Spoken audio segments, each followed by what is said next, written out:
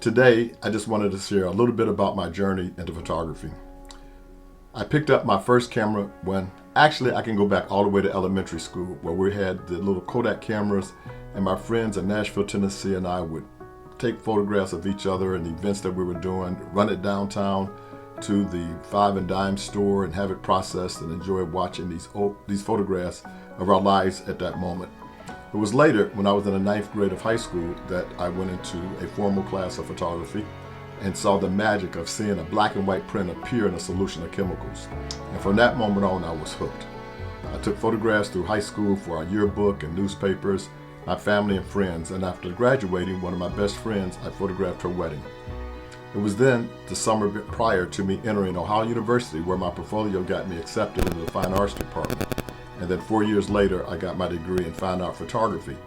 Yet, I was really passionate about photojournalism and wanted to pursue that career. As it turned out, the opportunities were not there for me, but I did end up in advertising.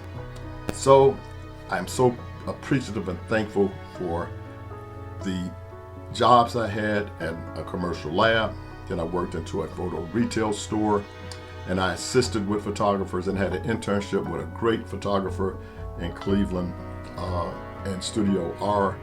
And I'm so appreciative to this day that Martin Rubin and Jake Reagan took me in, and I learned a lot about product photography, which landed me a job later for what is now Macy's, a department store, where I started off as a technician, became a product photographer, and eventually a fashion photographer.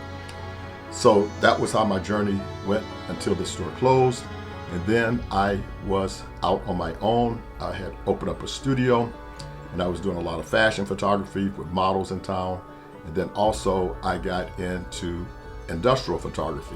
And this opportunity was made possible because of the great mayor, the first African-American mayor in a major city in the United States, Carl Stokes. In his administration, they made it mandatory that all contractors had a minority component, giving minorities and women business owners opportunities to do business with the city of Cleveland. And because of this relationship, I was able to get my foot in the door with ad agencies and develop relationships with them, that not only did we do City of Cleveland projects, but other projects outside of that scope.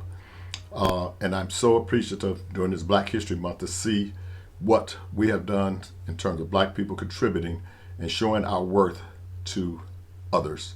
And I just want to conclude with that.